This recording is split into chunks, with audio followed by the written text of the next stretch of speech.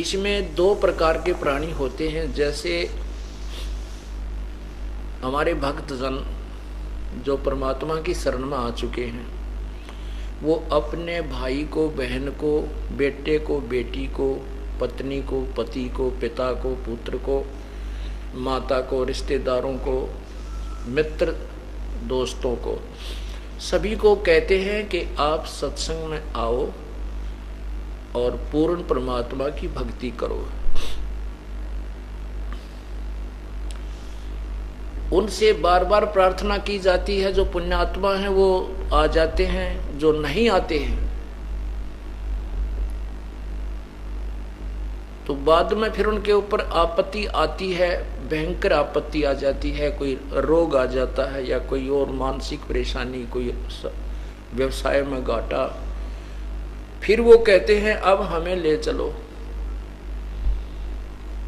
तो फिर उनकी सुनाई बहुत देर से होती है।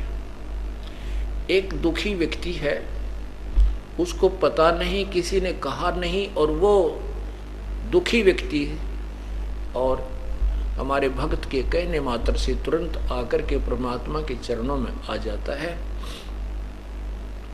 और सच्ची श्रद्धा से पूरे नियमों को निभाता है, उसकी सुनवाई तुरंत हो जाती है। एक हमारे भक्त की मामी जी ने नाम ले रखा और मामा जी नाम नहीं ले वह। उसको बार बार समझाते, पहले ये दास भी घर घर जाता था तो वो उनके घर ये दास भी गया। उसकी मामी जी ने कहा कि जी ये भक्त हमारे जो पति देव हैं ये वैसे तो शरीफ आदमी हैं, मुझे मना नहीं करते हैं, लेकिन आप भगवान नहीं बचते। कारण क्या था कि वो फौज से रिटायर्ड था और 5-7 शराब की बोतल उसको कैंटीन से मिल जा करती, वह गुट्टी का चस्का नहीं छूटा था उसने, जिस कारण से उसने उपदेश नहीं लिया। और मैंने भी बहुत कहा, नहीं माना, उठकर बाहर निकल गया अपने घर से। कहने लगा फिर देखेंगे महाराज जी, अब समय नहीं है। कोई बात नहीं। 4 वर्ष के उपरांत उसके गले में कैंसर हो गया, फेफड़ों में कैंसर होगी।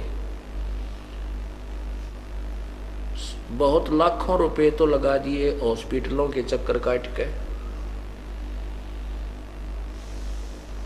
फिर जब अंत आ लिया, सभी हॉस्पिटल्स ने जवाब दे दिया, फिर अपनी पत्नी से कहता है अब ले चलो मुझे वहां आश्रम करो था में। अब वो तो बेचारी लेके आई, हमने भी उसको उपदेश भी दिया, लेकिन परमात्मा ने नहीं सुनी। क्यों नहीं सुनी? क्योंकि उसने पहले भगवान को खूब खिजा लिया था। यदि वो पहले से परमात्मा के चरणों में आ जाता और वो गुट्टी लानी छोड़ देता तो फेफड़ों की कैंसर नहीं होती। हम कितने गिर चुके हैं, हम अपने लाभ को भी ना देखते, औरों की तो हम सोचेंगे कहाँ। शराब पीकर हम इतने बुद्धिहीन हो जाते हैं। उसके लिए परमात्मा कहते हैं सुख में सुमरण किया नहीं, फिर दुख में करते याद, कह कबीरता दास की फिर कौन सुने फरियाद। तो ऐसे बहुत से प्रमाण हैं कि जो पुण्यात्मा आपत्ति में है और संत भगवान की खोज में लगे हैं और उनको कोई हमारा भक्त मिल जाता है, भक्तमती बेटी मिल जाती है, वो उनको समझाती है और वो तुरंत आ जाते हैं, उनको आते ही लाभ मिल जाता है। क्योंकि उनको पता नहीं था, उनकी तुरंत सुनाई होती है। और जो जानबूझकर बकवाद करते हैं, बार बार कहने से भी नहीं मानते हैं, तो फिर उनका बक्कल उतरता है।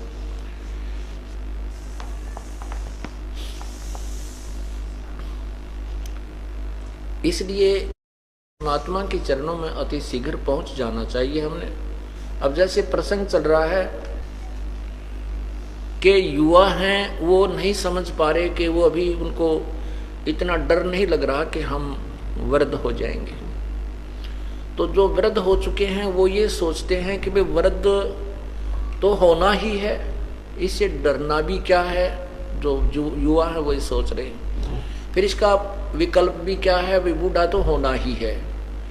ये तो बिल्कुल ठीक है, वृद्ध तो होना ही है, ये तो शरीर की अवस्था है, समय समय पर ढलती रहेगी। लेकिन परमात्मा की भक्ति से युवा अवस्था में आपका शरीर बहुत ठीक रहेगा,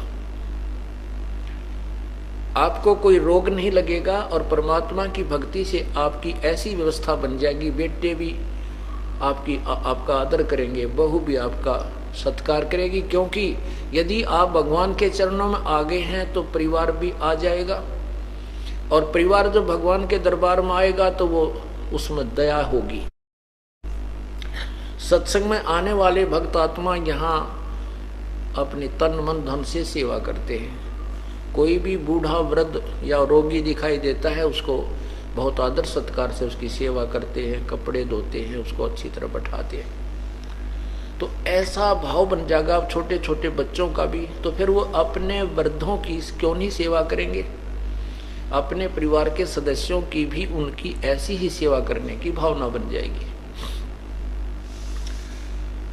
और परमात्मा की कृपा से फिर उनका शरीर ठीक रहेगा, आपत्तियां शरीर के ऊपर विशेष नहीं आने देगा परमात्मा। इसीलिए परमात्मा को याद किया जाता है।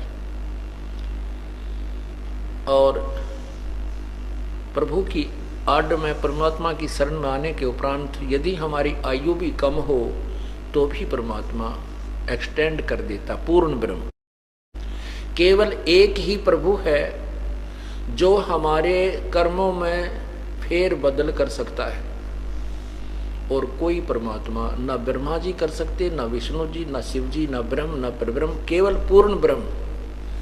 पूर्ण ब्रह्म सत्पुरुष अकाल पुरुष कबीर देव, वो कबीर प्रभु ही हमारे पापों का विनाश कर सकता है। मासा घटे न तिल बधे, विद न लिखे जो लेख, सच्चा सतगुरु मार के मेट के ऊपर मारे मेख। जम जो राजा से डरे मिटे कर्म के लेख, अदली असल कबीर हैं वो कुल के सतगुरु एक। जम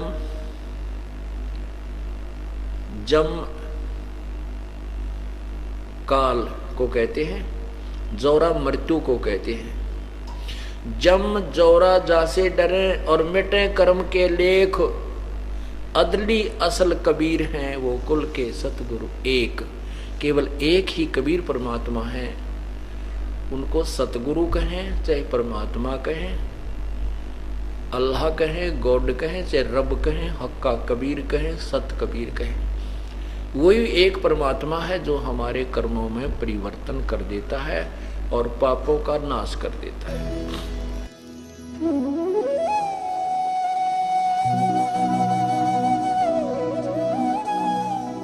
अगर आप ये वीडियो YouTube पर देख रहे हैं तो हमारे चैनल को सब्सक्राइब करें और बेल आइकन को दबाना ना भूलें। अगर आप Facebook पर ये वीडियो देख रहे हैं तो हमारे पेज को लाइक करें।